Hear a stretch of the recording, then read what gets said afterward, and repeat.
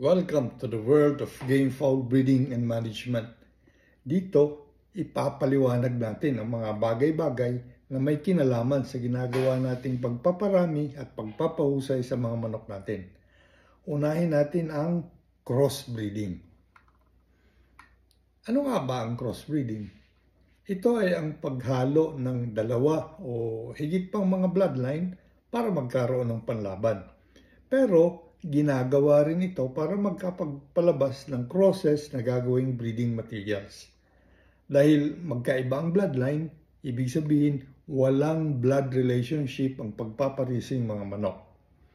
Iba-iba ang ginagamit nating bloodline sa crossbreeding dahil gusto nating magkaroon ng magandang combination na magdadala ng panalo. Kasi pinagsasama natin ang mga katangian ng broodcock at broodhen sa pag-asang mailagay natin sa cross ang mga katangian na alam nating magpapahusay sa kanya. Bakit magpapahusay? Sa crossbreeding kasi, dahil combination ng magkaibang bloodline ang cross, nagkakaroon siya ng tinatawag na hybrid vigor. Nagiging mas mahusay siya sa laban, mas maresistensya sa sakit kumpara sa magulang niya. Lalo na kung straight bred ang mga ito. Ang hybrid vigor, sa crossbreeding lang makakamtan dahil kailangan magkaiba ang komposisyon ng dugo ng broodcock at broodhen para magpakita nito ang kanilang anak. Pero, syempre, meron din namang disadvantages ang crossbreeding. Una, hindi komo at tukoy natin ang lahi ng mga magulang. Ang lalabas na cross ay ayon na nga rin talaga sa inaasahan natin. Tandaan natin, combination siya ng lahat ng nasa dugo ng broodcock at broodhen.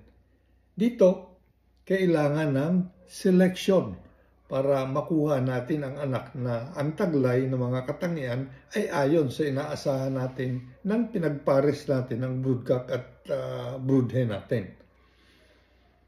Kapag puro crossbreeding ang ginagawa natin, hindi natin mamimaintain ang original na bloodlines natin dahil nga may kahalong ibang dugo ang cross. May mga nagsasabing namimaintain nila habang pinagaganda ang bloodline ng kanilang mga manok.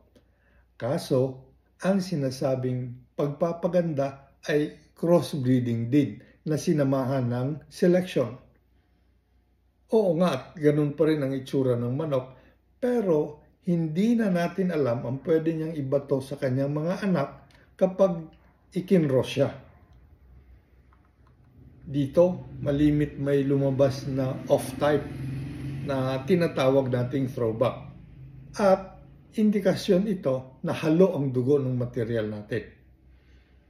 Dahil nga halo ang dugo ng cross, kung gagawin natin siyang breeding material, ay kailangan nating iplano kung paano para hindi lalabas na bara-bara ang pagpapalahi natin.